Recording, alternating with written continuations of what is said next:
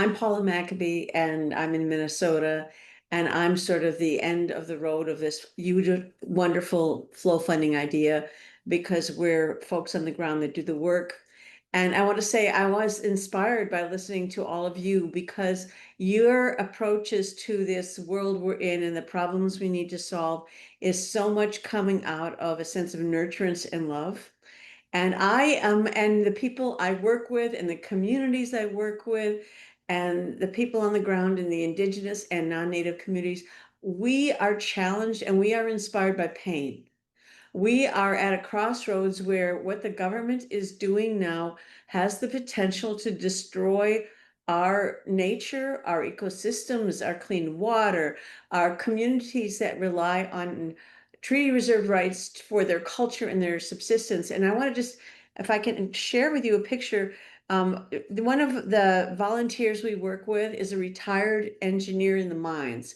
And he has come out and is working with us to explain to all kinds of people how the promises that they made of clean mines and safe mines are nonsense. And what's happening is actually landscape devastation and ecological devastation.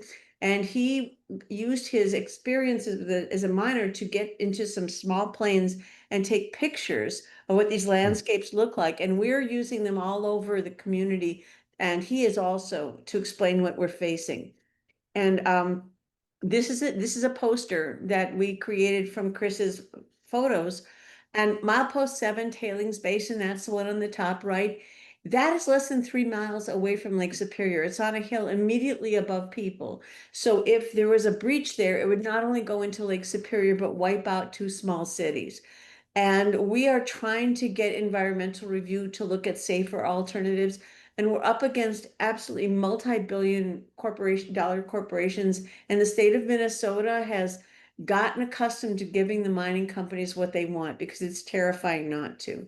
And so that's the milepost 7 tailings basin, that one up here on the top. And then the one on the bottom on the left is another project where the work that we did sort of doing community organizing to get people to listen into the court and going to the court. And we did get at least some kind of a victory on this case that the agency has to look at doing environmental review again and can't just say no.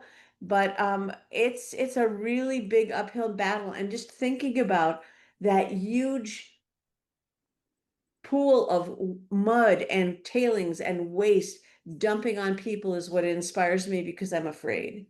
And here's another one at the bottom. This is the Keetac tailings basin. This is another project. We used flow funding for community organizing and science and technical advocacy, but because all this orange stuff, that is pollution and it affects wild rice downstream, which is critically important to tribes in Minnesota. And as what the mining industry has been doing is trying to prevent any any protection of wild rice. And this is a sort of a picture of a man wild ricing, which is, very done in the same way it was done hundreds of years ago, and in a very abundant bed. And these two pictures of roots show what happens. The ones on the left are healthy roots, and the ones on the right have plaques from the pollution, the iron and the sulfate pollution. And we used flow funding to organize more than 500 people to comment and support regulation and compliance with the sulfate standard, which is about half of the comments they received. And even though there was a huge investment of time and money to get all these people to show up on the side of the industry, we organized people to come, even people who were afraid. And we actually asked the Pollution Control Agency to bring some police there to be security because people were so afraid. And a third of the comments that were made into the record for the Pollution Control Agency were from people who wanted protection of the wild rice and control of the pollution from that huge mining, that tailings waste facility. And we are now, last week, I facilitated a group, working group on sulfate and wild rice that an indigenous group and the university put together and brought 100 people together there.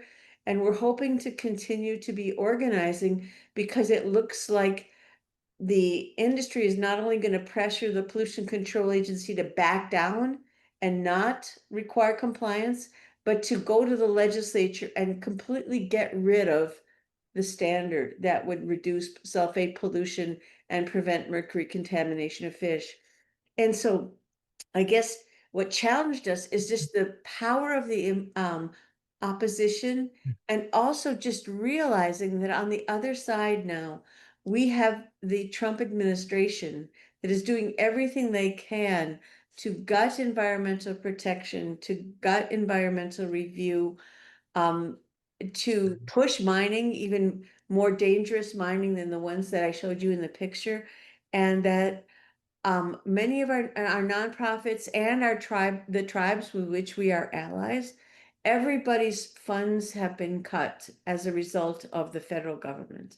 Everything that has been allocated has actually been clawed back. We had a grant that would have sustained this work, and it was through the EPA and then through a foundation, and the Trump administration has grabbed it back. So, and all of our partners are feeling the same stress. So I'm very grateful to Flow Funding for a source of funding that is outside all of these awful systems that the current administration can grab hold of. And that gives us, a chance to have the resources to involve the community in our work and create a support system that sustains us day to day.